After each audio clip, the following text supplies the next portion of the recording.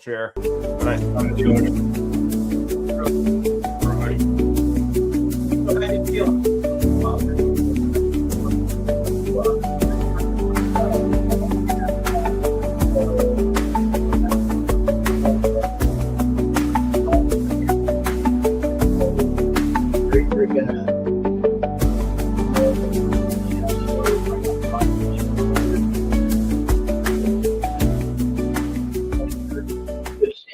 Welcome to Leaf Sales with Ian Nethercott and Larry Feldman live. How do you adventure? Is it fast? Is it free? Is it clear? Is it rugged? Is it remote? For your next adventure, trust MotoClose for buying, selling, trading, and protecting all of your motorized assets.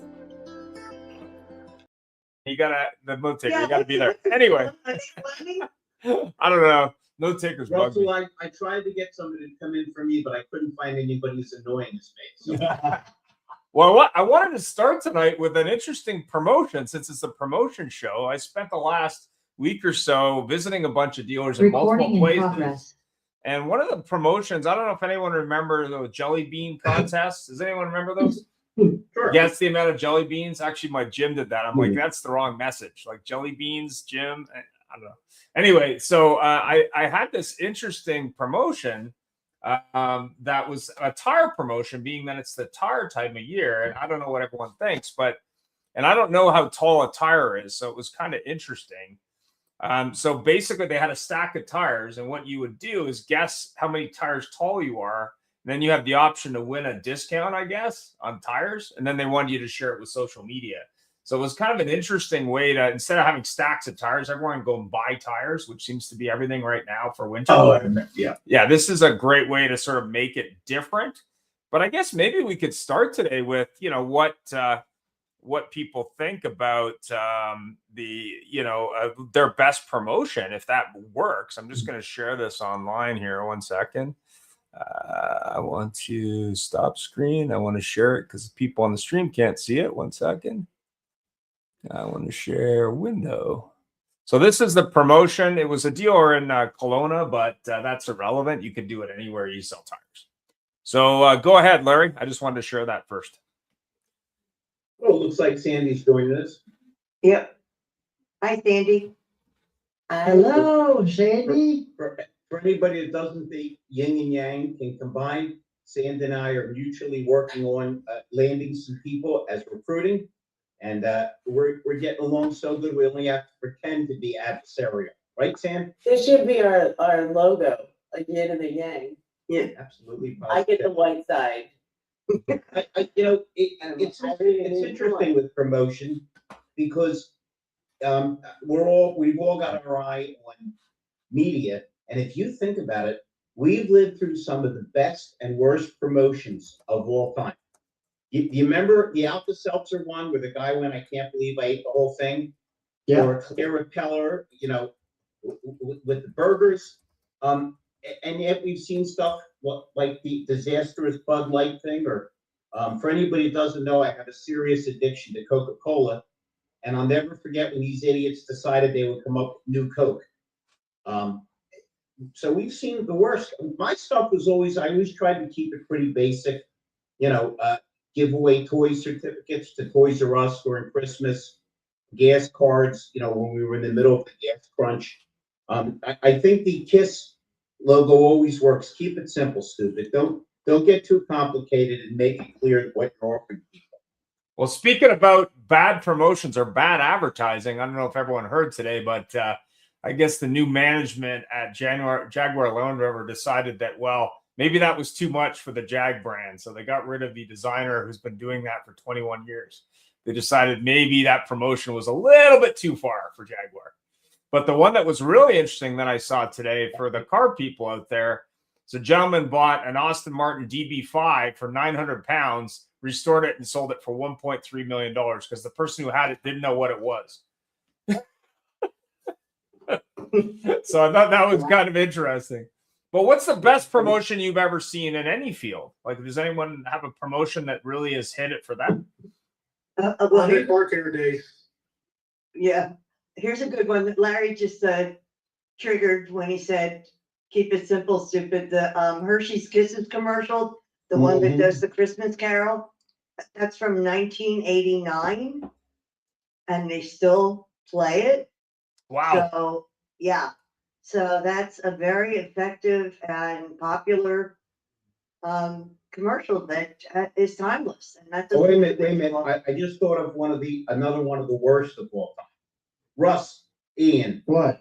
Jeff, Al, you're all car people. You all remember two basic car lines that were great decided to go to the luxury line, and Lexus had a commercial with champagne glasses stacked up that didn't spill to indicate how smooth the ride was and how quiet. Right. And the geniuses at Infinity decided to show a stream.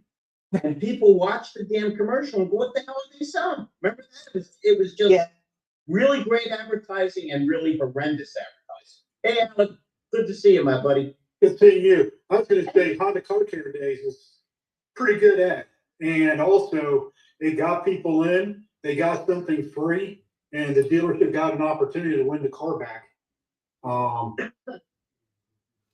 I still can't believe they stopped doing it the way they used to.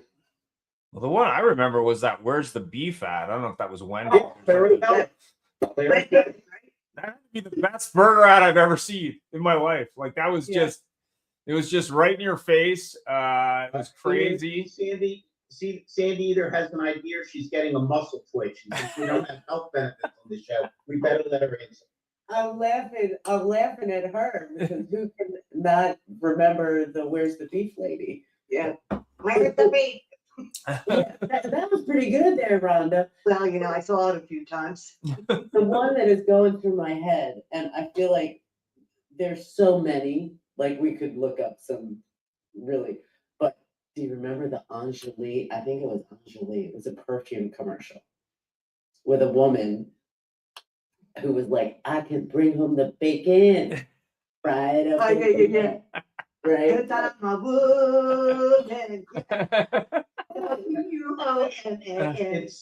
a bet, Sandy. Angelique was for a perfume. So basically, Sandy, it's a bet that everything. none of the men remember that, but we can all tell you exactly when we saw the first Victoria's Secret with the 10-foot pole models. Do not get me started on Victoria. Look, Larkin smile. Don't get me started on Victoria's Secret because they target the age group that they actually target. What's that? Oh, What like age group? 12. Really? Well, Don't they have a sub brand? Don't they have a sub brand though? Don't they have a sub brand to target Can you that? imagine? I don't know. If we really got the interior notes on all these social media giants, every one of them we would have in jail because they all know how addictive the programs are. Yep. There's a whole movie about it. It's kind of scary. Yeah, but when you look at car brands and you look at the ads they do, you would think they'd want to target the younger buyer, like Porsche or pick your brand. Wouldn't you think they'd want to target that future buyer? Like I worked for a Jaguar dealer when they were trying, when they came out with the $30,000 Jag 20 years ago. I think that's, anyway. Marketing is marketing, right? Like the first thing I learned in a marketing class was that marketing is companies telling people what they need to buy. Basically. Yeah. But I would say there's a lot of Christmas promotions where people do stuff like they give to charity. They do stuff with food banks. They do stuff with there's a dealer near me that does stuff with coats where people donate coats and stuff. But I think there's a lot of opportunity this time of year to really think outside the box and maybe not do the promotions that other people are doing.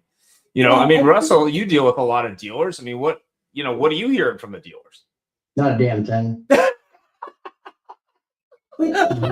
People have changed, Russell. Huh?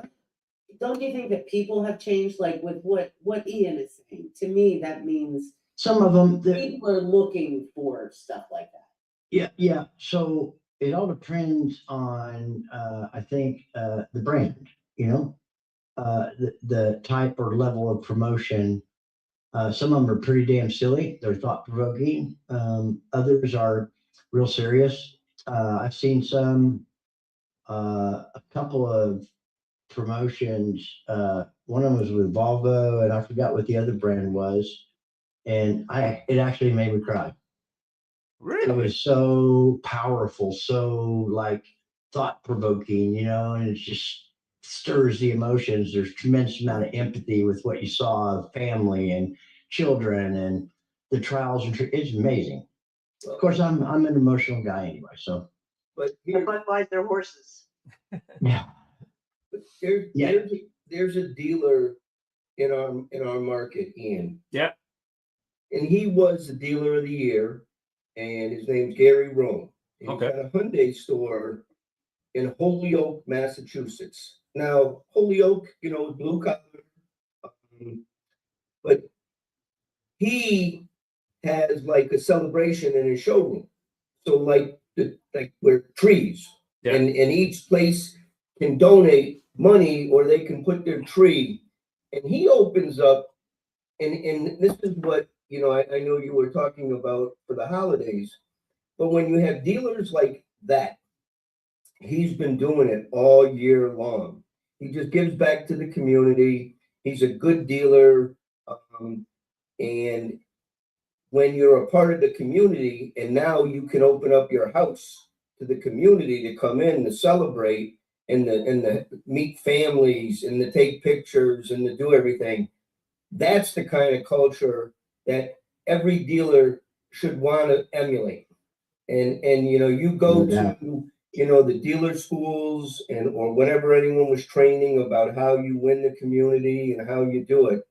I mean, this guy, he has 2 beautiful Vizslas, so he trains these beautiful Vizslas. And What is that? It's a dog, a show dog. They're a little orange, but they're very brilliant. They're smart. And he has them in all of his ads, and he's a dog-friendly dealership. So he had a piece of property next to his dealership, and he put in a car wash and a dog wash. So what he's doing, and he's also has one of the largest amounts of solar. He was one of the first dealers to buy into these solars, where he's got it on his roof, and then he's got it on a piece of land behind that was graded. So he has solar, and he's got public electronic chargers. So this guy gets it. And so when you have the community coming to your dealership to celebrate the holidays, you've won. And now it's like, hey, my daughter needs this, or next year my lease is coming up. And the conversations are built with friends, and they just do a wonderful job. And I always love watching them and see what they do. And they shine 12 months out of the year, but they just show up all the time. And they do the coats for kids, and they do all of the wonderful things. They fill a car with canned food. He reads at the charity. I mean, it's just, those are the guys. Those are the people that, every OEM would love to have selling their product. Yeah, I mean, Sandy had a question. Is he a Subaru dealer by chance as well? No, he has a Hyundai store, and then in Connecticut he has a Kia store. Oh, okay. Gary Rome. Okay. He was the dealer of the year, I think, in 2000 and either 23 or 24. Time. Yeah, Good. I always think at this time of year, I always think about Coca-Cola with their ads.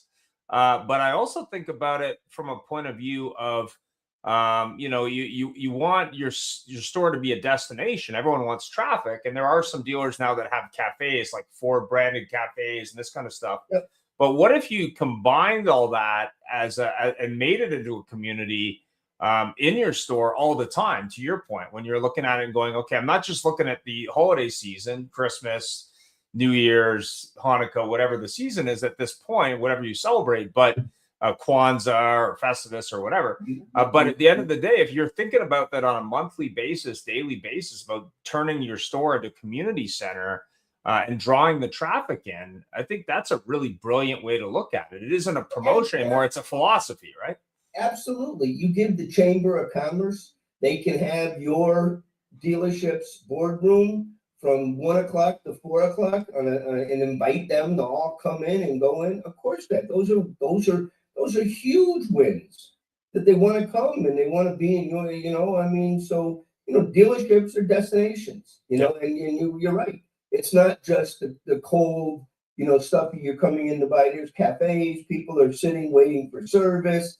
The showrooms are wide open. It's much more festive and open. Right. And this is where you can shine and your dealer can shine as from the greeter to everybody. Everyone's just pleasant, happy in the season. We're enjoying ourselves. Yeah, I mean, there's a dealer in the market I used to live in that happens to be the top BMW dealer in Canada. They have events around certain communities. So they'll have an event for the German community and the Indian community and whatever. And they'll do this year round, but they'll do these gala events where people come in because it's a luxury dealership, and they'll dress it up as that. They're focusing on that community because every community obviously is buying cars, but they're really, shining a light on these different communities. And I think that's really an interesting tack on it. But if you combine that with a holiday or holidays, I mean, we know in February is a slow part of the year for car dealers. And I think that's around where Valentine's Day is. And that's probably why. But I mean, if you look at it and say, okay, if I'm doing something on a calendar every month that makes sense, you're going to have consistent traffic no matter what else is happening, right? Hey, I'd like to say we've got 8 days to celebrate Hanukkah, but the dealership may get bombed by some lunatics. Wow, that's not. It's a damn shame. Yeah. It is a damn shame. But don't get me started there. I just love. Okay, I'm sorry I spit. No, it's okay. I love everybody, and then you just need to look. Yeah, I got it.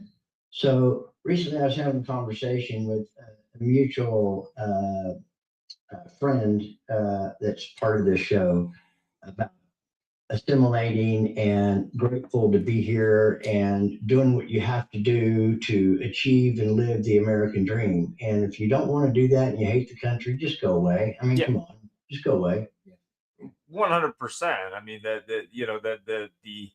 the thing that's, I think, unfortunate in general today, and it doesn't even matter what the celebration is around. It's just, you have to be, friendly with everybody. Like, people have different views. That's okay. The discussion is fine. It's the hatred for no reason, which I don't understand. Yeah. No, Switzerland. Did something happen that I don't know? No. I just made a comment about we could have marketed for 8 days on Hanukkah, but the dealer may get some negative press by doing that. We were just sharing ideas. And then it turned into, it's a sad world that you can't express yourself without anybody wanting to do something bad. Well, let me make it official. I happen to be a Jew, and according to my late father, God bless those that wish me well, and all the rest can go to hell. Also, in terms of great promotions, apparently being a lunatic works out again for me, because Rhonda, we are officially on next week to help our friends at Mazda of West Palm. Next week, okay. Palm Beach, whatever the heck it is. All right. Yeah. Now you're going down to see the hoity-toities. Well, He's going to see all the New Yorkers. Exactly. Keep in mind, Russell, if you ever doubt the intelligence of certain dealerships, they're paying a Jewish guy to go to Florida in the winter. They don't realize how much I pay them if they negotiate. So what are the worst promotions you've ever seen? I mean, aside from Bud Light? Well, there was supposedly one with balloons in a city years ago where they thought it'd be a good idea. You to know what? release a I bunch gotta of tell you, balloons. because I'll forget it. The worst promotion I ever saw is the Jaguar one recently. Yeah. Ooh. That was the absolute freaking worst. Yeah. That was a freak show. That was Teletubbies. Well, they didn't even have a car in the ad. That's the crazy thing about that. It wasn't just the ad. There was no car. I'm gonna do a political one which won't offend my girl Sandy, because even she'll admit whether she was for him or wasn't, it was a mistake. How about when they put Dukakis in the tank? or when the other guy was jumping up and down and pumping his fist, and the next day he was done at the tennis. Yeah, he was out. Yeah, the helmet in the tank, Dukakis. Ooh. Yeah, that wasn't good. Well, it comes. I think we'll all agree. It comes back to the worst thing you can ever do as a politician, as a human being, as a parent, as a musician, is try to be phony. Well, People see through you very clearly.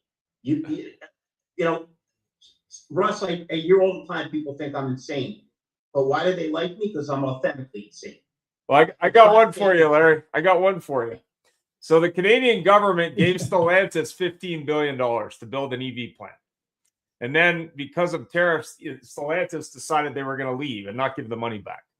So the Liberal government said, okay, we're going to have a meeting about this to talk about the contract, but they redacted it all. They said because Stellantis said that they were going to, they wanted to redact it. Right. So they're doing this thing and they have this redacted contract.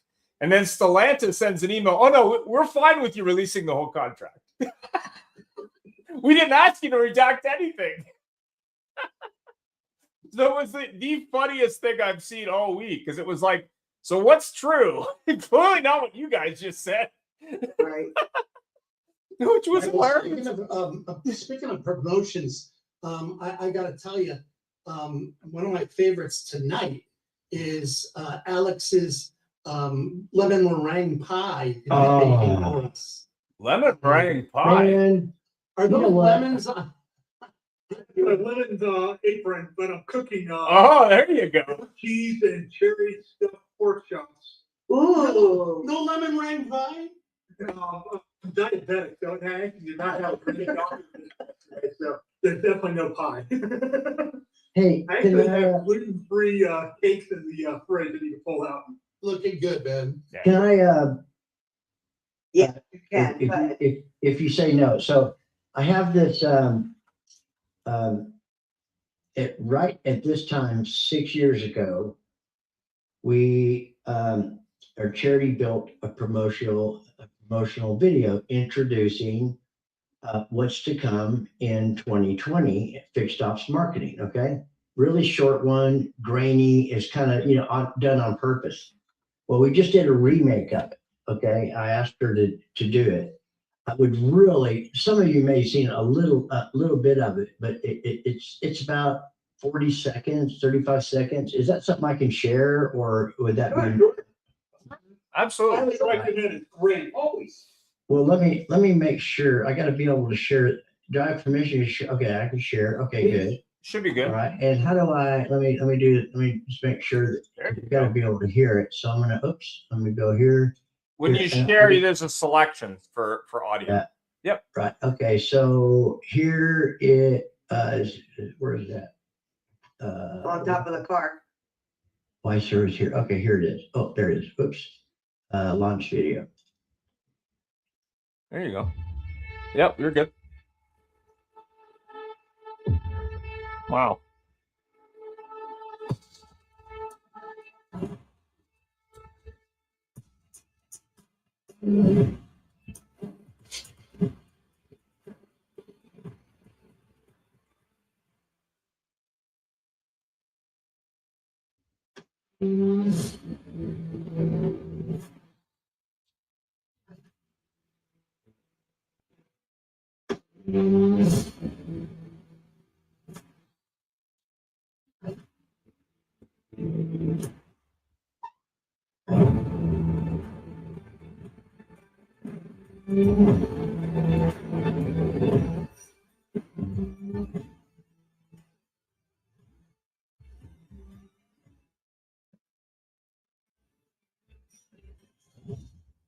Wow. Well done.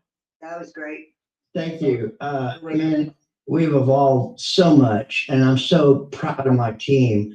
But what you're going to see in the next couple of months is going to just, it's like an hallucinogen. It's a mind-altering drug. It's going to be amazing. But I don't think anybody's really seen it. If they have, I think Cherry's only released little bits and pieces of it. And but I wanted to share that with everybody. You like it? You good? Oh, yeah. It's great. Done. Thank you. Russ, is it okay to mention psychedelic drugs while Alec is wearing that apron?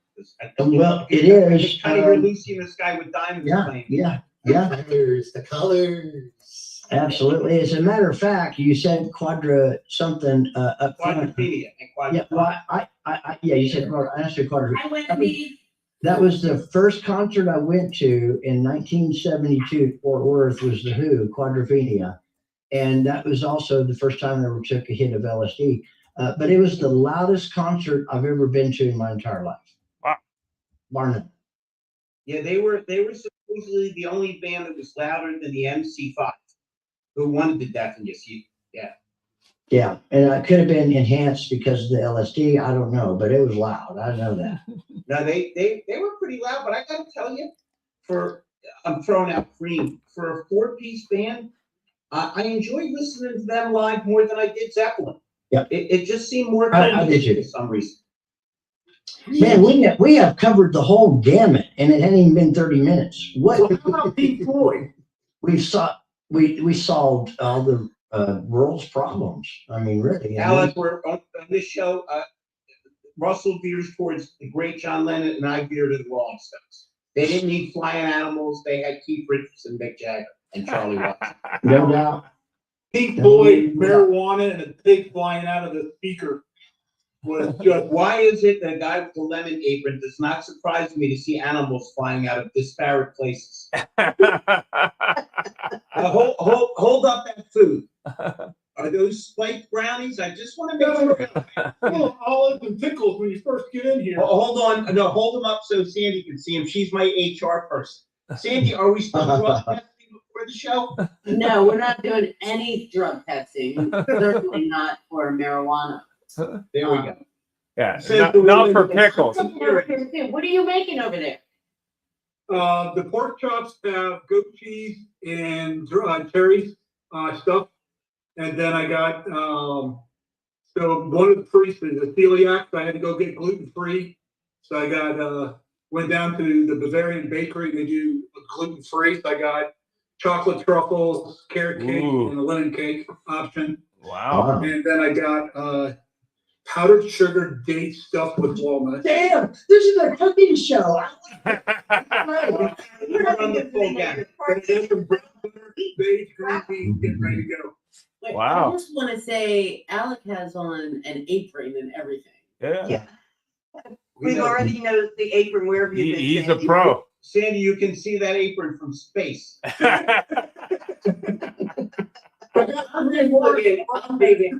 He says, give me a really plain apron. Really plain is what I'm looking for. Well, I mean, you gotta have, if you're gonna have an apron, you better make it an apron. that's There not- you go. Memorable, right? Oh, I'm off. Okay. Anyway, this is fun. I think this is fun because I'm cooking. Alex. Yeah. He's cooking.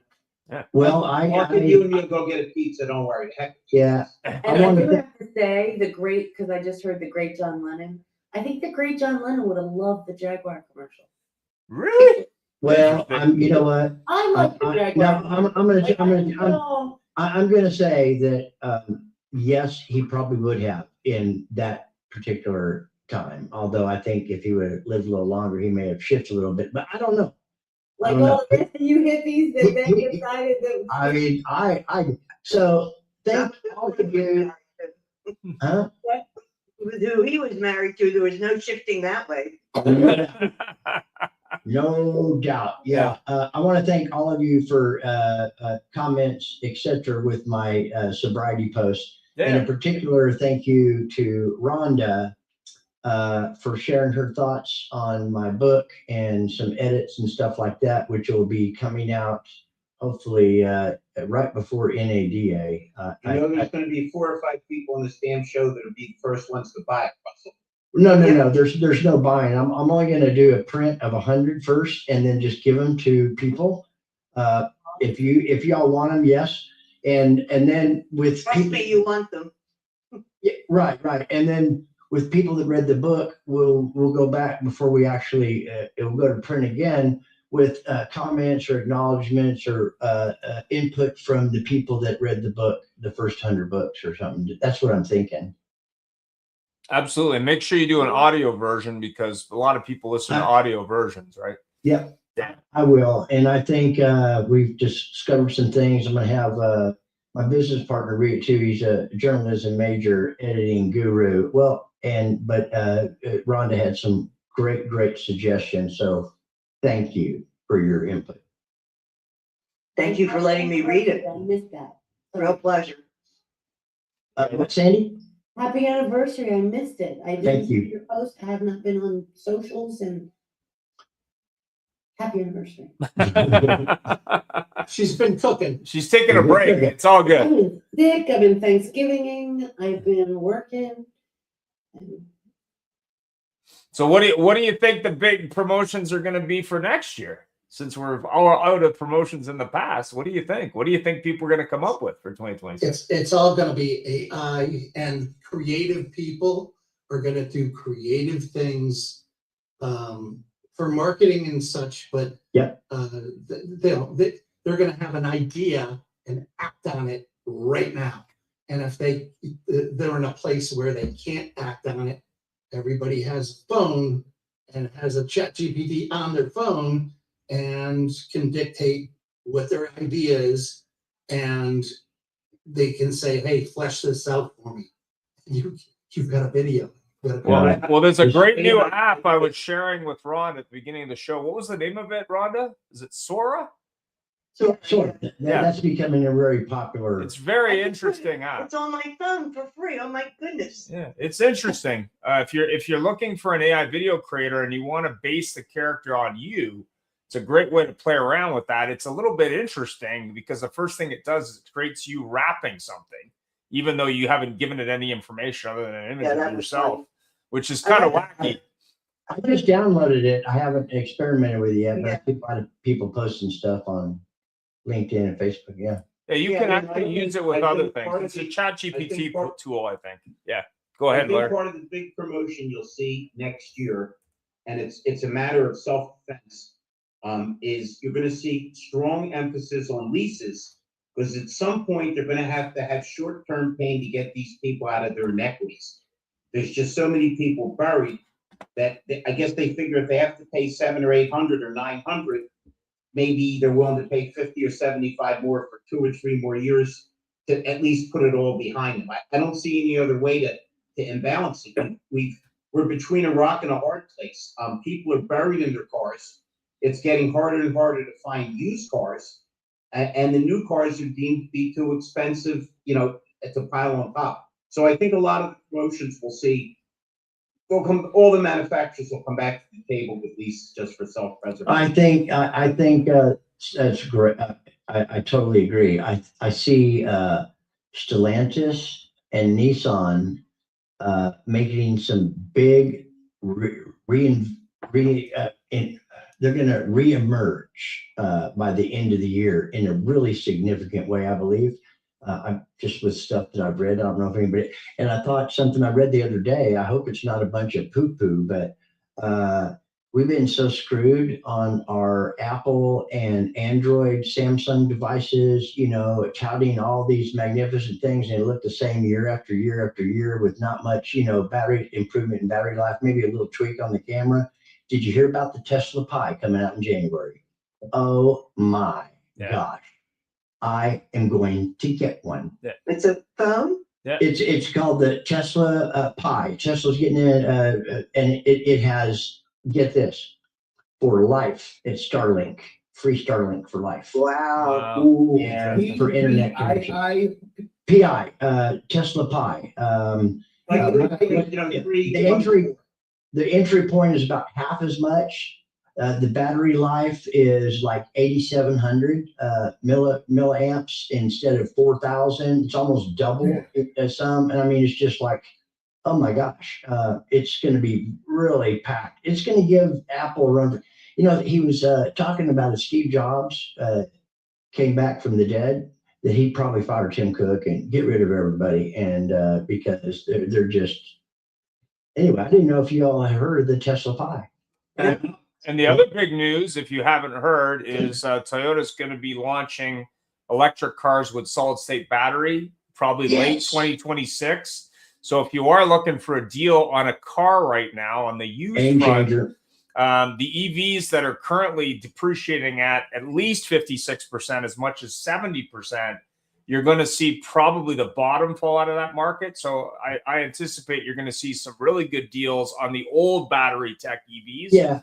But also the big news about solid state is you can have charge in about 15 minutes, and you have a much less battery with much longer range.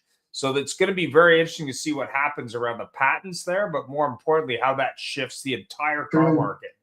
And that's supposedly 26, 27 from what they're saying. I think solid state is going to be one of the emerging technologies of the future to get, because of the battery. Not even counting that, but the charging stations. If you know how everybody has one of these things where you just lay your phone down and charges real quick. Well, that's what the charging stations are going to be in the future. They're going to be ultra fast chargers. You just drive up over them and it automatically starts charging your battery at super high, fast speeds. Have you seen it over in Europe, Russ? Yeah. No, I haven't. I'm sorry. So over in Europe, like in some of the smaller countries, they have lanes. Yeah. And so the actual buses go over the lanes, and while they're driving, they're charging in these predetermined mile length corridors. Wow. And then the cars can take it too now if they have the adapter plate. But it's that wave charging, or it's not even touching, is that's the game changer. They actually started testing it up in Ohio, or one of the cold weather states up north. They were doing a section of Minneapolis, maybe. Maybe. The other thing I was going to say, has anybody seen Honda's research on the solid state batteries? They're actually test manufacturing already. Well, there's also news that they're going to buy Nissan. The betting is that that's going to happen sometime either late this year or early next year. So you're going to see a merger of those two. I've heard some rumors with that. I forgot the country. It's some country that like almost 40% of the population, or 40% of the automobiles are electric. Okay. Norway. Maybe someplace like that, you know. But here's what I also read from a journalist. This is probably about a year ago. That people are really upset because the price of a kilowatt hours is about $1. So we're talking about $100 to charge it costs more than gasoline to charge a Tesla, for example. And that's something, you know, with our grid that 50, 60 years old. I mean, we got AI is chewing it up. Oh my gosh. Yeah. I mean, we're paying the price for these, you know, data centers that people are bidding on we have to do something. Maybe solid state's a part of that. You know what? We're Americans and we're going to figure this out. Well, I think you're going to see a big resurgence of nuclear power. We're Americans. And nuclear fission is coming. It's a question of when. Nuclear power and nuclear fission is coming back, in my opinion. Hey, listen, lithium crystals. Lithium crystals. I wonder with Christmas coming and the elf on the shelf, is there a chance that Nissan will run a promotion where you buy a Nissan and you win Carlos Ghosn? Yeah, in one of those cases where they put on planes. These are really exciting times, and it's a lot of it's because of AI and technology emerging so fast. It's kind of like I was talking to Cherry, she's our CMO, and it's like, you know, it's just like people are getting numb to AI. But I'm not. Okay, I think it's it all depends on what you're getting numb on, but I can't wait to buy a robot. I can tell you that. I want a robot in my house. Well, you can go to China and buy one today if you want. Yeah, well, I'm not going to do They do the wrong thing. They don't do the laundry and the cleaning. They clean the house yet? Is that me? I don't know. But they have the Chinese. The Chinese. You need a robot, or I need to get a wife. The Chinese have designed a robot that looks like a woman. I have no idea why, but they've been doing that lately. Oh, please. So, don't give me. Now, I had something really important to say until you said that. Yeah. You remember the cartoon, The Jetsons? Yep. Okay, and the flying mobile. Okay. Yep. There's actually, you can go to YouTube and see the Jetson 1. It looks just like that. Okay, it's battery power. Okay. It's been for a couple of years. Yeah. That'd be kind of cool to have. Well, we thought we would all have one by now. What happened? Yeah, when was the Jetsons actually set in? Like, what was the time frame it was set to be projecting to? Does anyone know? It was earlier than now. Oh, it was? Okay. It was Yeah. before now, yeah. We were all supposed to be living up in the air with flying cars Yeah. and pressing a button and everything just happens. Yeah, I think you will see electric flying cars of some type, but the price point's got to come down a little bit. But there is obviously some discussions there. Also, in the airplane front, there's been a lot of discussion. I don't know what the flight time you'd get, but there's all kinds of people doing that. But the other thing that's interesting, and goes back to the origins of the flying car, there was a lot of these cars they were doing that drove and flew. They still aren't real attractive looking, but they're making progress there too, I think. Right? Okay, I was wrong. It's 2062 for the Jetsons. Yeah, so we'll get there eventually. Well, yeah, but will we all have those cars? I won't be around, but we'll be all. I'm with you, Rhonda. I don't think I'll be around then. No, maybe they'll be ahead of schedule. I will be around to see the 100th anniversary of the Thanksgiving Day parade next year, though. Oh, it's 100th anniversary next year? And the 250th anniversary of this great country. That's right. So is the Macy's still sponsoring it, or is that going to change? Yeah. Oh, okay. Yeah. Have you actually ever been? Yep. I live in New York City, so I'm familiar. Yeah, I've been many times, but I mean, I went to actually the parade and will never do that again. The cold. I wouldn't do it once. It's Either that or you have to wear Depends or something because you're stuck once you get in that crowd. You ain't getting out. It's like going to the ball ceremony in New York City. Just no. Yeah. Not a good idea. Best thing to do is, what is it called? The marquee, the Marriott Marquee. Yeah, right there that overlooks. Yep. Yeah, about $4,000 a night or something like that.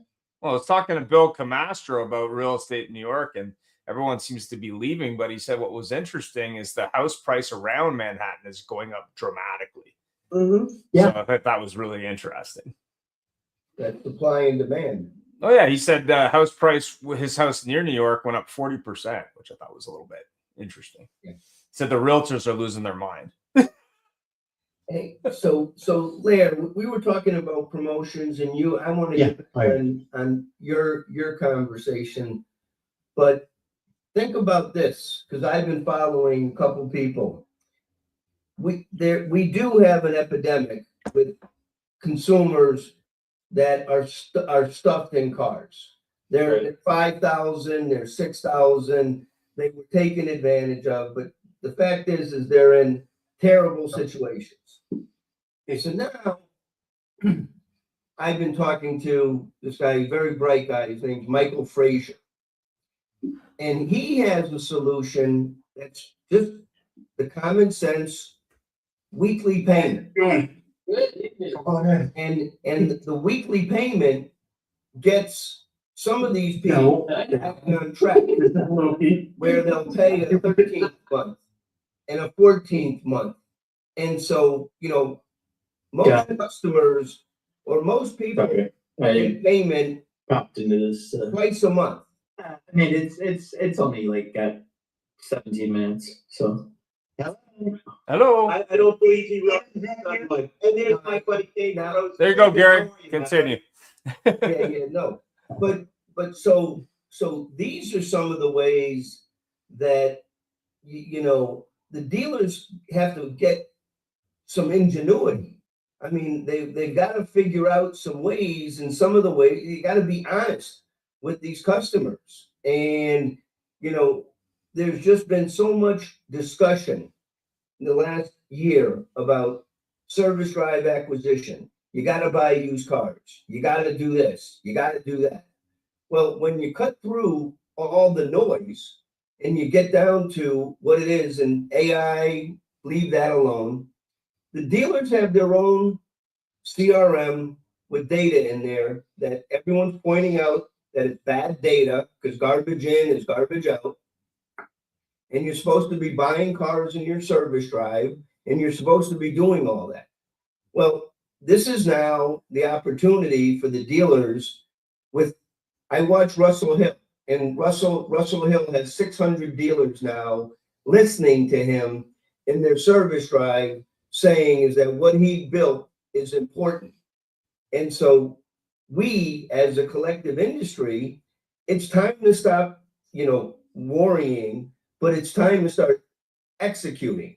And I mean by executing is pick a plan, figure out the plan, and then teach everybody on the plan. And it starts in the service drive. It's not even on the showroom floor anymore. It's actually deeper into their CRM. So dealers need to wake up now and be much more transparent in the service lane, which giving an instant appraisal of what they can buy the car for, letting them know everything that's broken on the vehicle. And if they fix everything that's broken on the vehicle, they can purchase an extended service contract. Or we can trade you out. Or we have a special on tires. Or, and this is the glue that Russell is building with his platform by now teaching dealers how to win back their service in their local communities. So I think that that's some of the things, and weekly payments and different alternative methods of getting them out into new financial strategies are what needs to emerge. So I don't know if we can rely on the manufacturers. I'd like to see some of the lenders. Leasing is going to go. Leasing's going to jump, but that's just going to be kicking the can down the street too, because they're just going to pump a whole lot of negative equity into a new lease, and they're just, they'll never. Hey, Gary, can I jump in, particularly with my good and great friend David jumping in? To still agree with this. One thing I think all dealers have learned, and we've learned by proxy, is the less you rely on the manufacturers. Yeah. The more you work on your used cars, the more you work on your fixed operations, the better shot you have to survive and thrive. Because the manufacturers are out of their minds. I mean, can you imagine 20 years ago, David, having a discussion where Ford would put their cars on Amazon or Hyundai? So if the manufacturers are making it clear that you got to think on your feet, what better control will we ever have than featuring tires and oil changes and constant service walks and controlling our inventory? It's really scary right now for a lot of people. And I had just got off a long phone call, and that was a very similar conversation because they had built an AI tool specifically for dealers in the service lane for vehicle acquisition, as well as on social media acquisition. And they had built an AI tool for a particular dealer. So we were actually talking about that and how that this dealer is worried about the fact that he's a Ford dealer. He's worried about how Amazon can sell Fords now. Now, I haven't really read through the whole program. And it's just because I don't currently have a Ford dealer as a client. But I know I need to get abreast on it and understand it. So I'm sorry I got here a little late, but I was on the phone with Matt Copley for a while, and then Joe Crocker from One Keel, and then Pure Cars and Dealer Teamwork. And, just it went on for the past 2 hours. David, let me recap for you. Russell showed his commercial, which was brilliant. I announced that through sheer personality, whatever insanity I bring up would be in a Mazda of North Palm Beach. Nice. And Alec was cooking some kind of marijuana brownie with Sandy once in a while. But I nailed the program. So. And we were talking about Where's the Beef, the ad from the 80s. That was a good promotion. Yeah. I love that lady. Yeah, so do I. It was a great ad campaign. But also, around forever. What do you see? What is the best and worst promotion you've seen? Please, because that's what we were really starting with tonight. I don't know. I mean, I love the promotions during the Super Bowl with the little kid that plays Darth Vader and makes the car start. Yeah. I mean, that's probably one of my favorite things. I have mixed emotions about the current Shagoneer spot with Jeep, even though I've posted it and had a lot of views on my shorts. Yeah. So I actually posted it on Sherman Dodge's Facebook page, and the BDC manager literally wanted me fired because I posted a Shagoneer video from the OEM on the dealer's site. And she said, somebody's hacked it. And I said, no, I posted it. So she was upset, and she went to the owner because she said it's not appropriate. And I said, I get it. I said, but it's a comedian and they're joking, and that's an OEM spot. Yep. That they shared weeks ago. and this is just a short that I put on there, and it was just the whole content was given to me from Stellantis, yeah. And it was a very successful campaign by Stellantis, by the way. Yeah, needless to say, the owner laughed, called me, and he fired her 3 days later. So, and I wasn't trying for him to do that. I would not like actually wanted him to do that, but there was other reasons, and I think that was kind of the icing on the cake, that she made a big scene about it and said this is inappropriate. And they're like, "What? It's a copy of a Stellantis ad that's saying that it was voted by a magazine saying this." Now, I didn't think it was in good taste, but I get the comedy, right? I think that back in the day, there was a Porsche commercial where the lady didn't really say much, but walked up to the car and everybody seen this sexy lady. And, I didn't know if I was supposed to be really in love with the car and the way she talked and moved, or was I really just, in some type of sexy porn that was just happening, from overseas. So, but I mean, again, those are memories of commercials that give you those knee jerks and experiences and just cause you to remember it. And if I can be a dealership and I can get you to remember me for the good service and good time and experience you had with me, and to become my customer for life, that's all I ever want when I was a salesperson or a manager. I just wanted to make sure I was your friend. And I think I carry that. Let me interrupt for 1 second, because you're not from Philadelphia. This only ring true to Rhonda. Okay. Sometimes it's just a matter of being memorable. There was a guy that was very famous in our city, and when I mean famous, everybody knew him, named Benny Crass. His commercials were so terrible, you just couldn't believe it. And he was a hammy guy. They were bad puns, but everybody knew who he was. Am I exaggerating, Rhonda? No, he was Mr. Philadelphia. Yeah. So he had a clothing store, and what he would do, if you didn't buy your clothes from Craft Brothers, you was robbed. And he was a little ugly guy with two beautiful blondes on either side of him. They were so bad on purpose that they were memorable, and everybody remembers them. So I guess we want to be non-offensive, but we want to be memorable. And I guess we'll all agree you want to get your message across. It's why we said earlier Infinity didn't work, because they showed a screen where Lexus showed champagne glasses not being jostled. Well, we were talking about Victoria's Secret earlier, and they went from their traditional stick, which is pro or con, sells whatever they're selling, and they went to a new stick, which didn't work, and then they went back to the old stick. And you look at Bud Light's another example. They went back to their old ads. You can't argue with what sells things. And you can argue with the Chrysler ad, Stellantis ad, but the reality is people watch it. You can argue with the Volkswagen ad with the Star Wars theme. People watch it. Probably the most successful Nissan campaign in the last 10 years was for Rogue One. And because their actual car was called Rogue, Nissan Rogue. So they did a whole thing with Star Wars. Did the ads really make sense? No. But people went in and bought Nissan products because of the whole promotion. So what people forget when they want to be edgy and they want to get a new market, and they want to appeal to young people, is that you have a loyal following. Yep. And you cannot insult them. You can't send them off into the ether and make pretend they don't exist, because they will dump you. Yep. So it's that old is it Irish, or it's that old poem, make new friends but keep the old. One is silver but the other gold.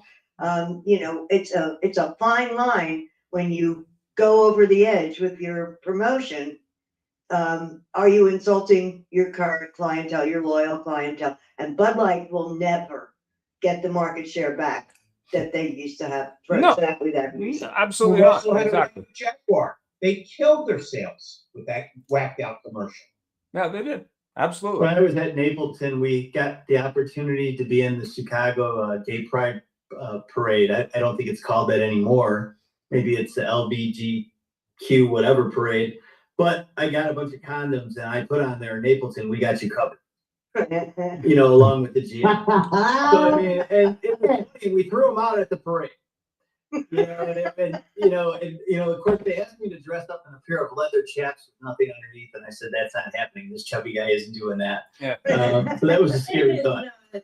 Come on, they did not. They did. And They they said, know. "Come on, wear the chaps, Dave," and I'm like, Yeah. "No, I'm not doing it. I I had a don't want to be client part of the village people." How would you know that's even a thing? was a safety company. They were like theatrical safety, and they came up with keychains that had their logo on it, a little plastic thing, and if you slid the thing back, there was a condom inside, and it said Awesome. safety first. There you go. You know, But I mean, those are fun things. Rhonda, you're the expert at this. Tell me if you agree with me or not. I don't know if I'm an expert at anything, but go ahead. Well, I mean, corny works. I mean, the worst dad joke, people are gonna hear it and repeat it and say it's stupid or whatever, but they're talking about it. Yeah. No, Wait a minute, but wait a even minute. again, if you're using. Rhonda, hold on, he triggered something in me. We're talking about great promotions. We talked about how bad Bud Light was, but how about the Budweiser with the horses? That's what, yeah. I mean, those are classic. Those are the ones that everybody cries over. You only see them at this time of year at the Super Bowl. Yeah, if Coca-Cola decided to change their Christmas ad campaign, that would be a disaster. Like AI, yeah, they got some flack, but they haven't really changed the campaign. It's pretty much the same thing. Yeah, if they had to change, if they changed their Christmas campaign with Santa, did something else that wasn't Santa, Right. that would be a mistake. They shouldn't do it. It would be a train wreck if they did that. Yeah, the key though for us as dealers though is to just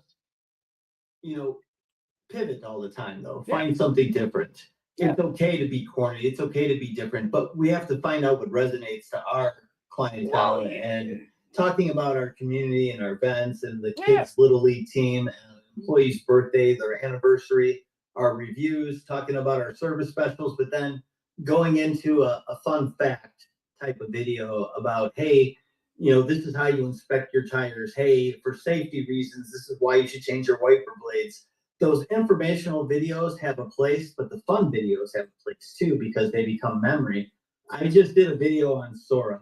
Yep. And it had 3 dogs dancing. And I posted it on LinkedIn. And I got a comment from somebody and he's like, this doesn't sell cars, more or less. Yeah. He's like, this doesn't sell cars. This isn't really engaging. And I'm like, well, here, let me pull up the proof for you, though. Yep. I said, just because you don't like it or I don't like it, can't be mind readers. We need to pivot and we need to experiment with social media to grab people's attention.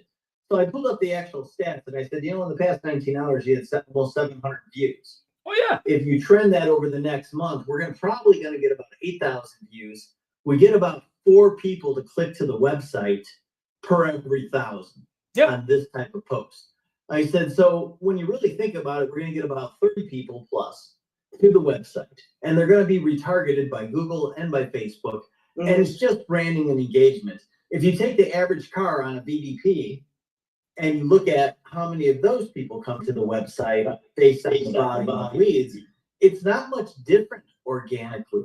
Yep. And every once in a while, I post something that's unique, and all of a sudden I got 10,000 views. Well, the best post I ever did was a lady just giving the keys to her daughter for a brand new car and the daughter crying. Yep. And immediately I had 900,000 views, like it was nothing. Yep. And then the next most popular one was Christmas tree pickup in Naperville in January. Yep. And I had about just as many. So I'm like, what the hell is that? One of my 2 most popular reviews is a joy moment with a customer, and then something for the community of, hey, throw out your Christmas trees because it's free pickup day. Other than that, when I post a car, unless it's a paid ad on social media, do I get that 8,000 to 12,000 views. But if I put a fun video up there, I get great, engagement on it. Does it sell a car? No, but it's a buffer between just putting a bunch of cars and a bunch of specials up there, and it looks like an OEM site. So sorry to take you guys. Yeah, what if the dealer actually did a video using AI or using still images or just getting creative with it that talked about the history of that dealership and shared that with the community and said, listen, we've been in the community for 100 years. Here's how we started. Here's where we are. Here are the mistakes we made. Have fun with it. People so would we probably did a watch that. video with my videographer. Yeah. For Motorworks when we were actually selling the company Yeah. to Morgado. Yeah. That kind of educated them on the history of Motorworks and how we, evolved and all the events and all our car shows and golf outings and our paint and sip events with the women's club coming to the dealership. I mean, we did all these fun things, but that was our culture. So you weren't just buying the dealership, you were buying our culture and our database. And we built a fun video about it. I think about it now today when I did that video 3 years ago, maybe 4. I could do it pretty much all with AI and just drop a different snippets pretty easily. Right now, Sora, when you're using Sora, you can put in there for 10-second videos, and then you go to Sora 2 and you can get a little bit more detailed and build out long, length videos. But there's so many tools out there right now that I just love. So I'm gonna leave my plane there. Today it's 8 o'clock. What a great show, man! Do we appreciate you all? Russell, I'm going to check in with you Monday or Tuesday just to make sure you're in one piece, my good and great friend. Yep. And Sandy, let's keep plugging away at that thing. And David, I love what you already threw up for us. David's trying to help move us along, and obviously Mr. One last announcement, Mr. Larkin and Mr. Silman. I'm going to Florida next week, so we're going to move the filming of the Larry Talks to the following Tuesday, which I believe is the 16th. If you'd like to join us, do some video stuff, do some dinner, we would love to see you folks. It'll be me, Rhonda, and Harry Wilmer. I think Riley will actually be in town, so Riley can join us too. Love it. You're gonna be funning in the sun? Yep. I'm going to destabilize the whole of of Florida. Everybody stay healthy. We appreciate you more than you know. Thank you all so much for being in and participating. Russell, you're on my prayer list, dude. Yep, same here. Thank you guys and gals. And if no one told you they love you and appreciate you today, Russell Hill or Danny Hoyt, whichever one. Talk to you later. Before we go, do y'all know how much buying power the LGBTQ plus community has? Probably a whole lot. I mean, tons. Like in the trillions. Yep, I believe it. Yep, it's big in Chicago. So what you're telling me, Sandy, is we should get David back in the chats. Listen, I think that the stereotypes. Yeah, there it is. You should get one. He should get ones that fit better. Anyway. I think that there is a disparity in reaction to certain things. Like David, you talked about a video that you weren't sure if you were supposed to be watching porn or not. Now, I don't know how long ago that video was, right? But there's a disparate reaction to something as deeply offensive as that would be to me, right? Then like the Jaguar. Well, watch the movie from the 90s. Watch a movie from the 90s. It's called Crazy People about advertising in general with the guy from Arthur. And if Ian, I understand all that. That's not offensive. I know what you're saying, Sandy. You have to talk. Sandy, why don't we continue? It just made sad, the whole conversation. Let's not give this short trip. Why don't we discuss this next week? I always like to give full attention next week's topic with us. We will talk about it next week, Sandy, and I'll talk about it with you personally this week. Everybody stay healthy, and thank you so much. I love those conversations. Take care, everybody. Good night, everyone. Stay safe. Recording stopped.